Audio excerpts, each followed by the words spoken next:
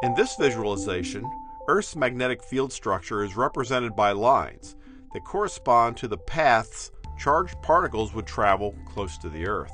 The Sun's magnetic field, carried in the plasma of the solar wind, flows continuously by the Earth, distorting the planet's field and pulling it back into a windsock-type structure. The red illustrates the higher density plasma which forms the magnetopause, the boundary between the magnetic influence of the Sun and the Earth. The wind also forms a lower density magnetotail behind the Earth, represented by blue in this computer model. This process is happening all the time as the solar wind is constantly flowing by the Earth.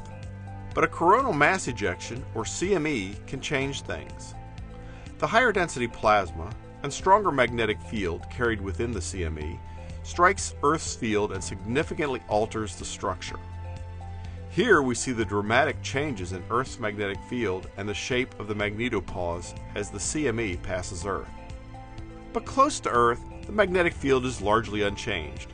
Earth is protected from the intense solar event.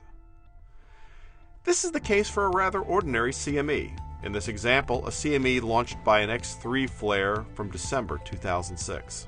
But what would happen in the case of a more intense event, such as the Carrington event of 1859? With the aid of similar computer models as before, we can explore some of these possibilities. Here, a much stronger CME compresses the magnetic field between the Sun and Earth and generates more density in the bow shock, represented by darker red. The front of the magnetopause is pushed much closer to the Earth than usual. Even the field and plasma trailing behind the Earth are more strongly distorted.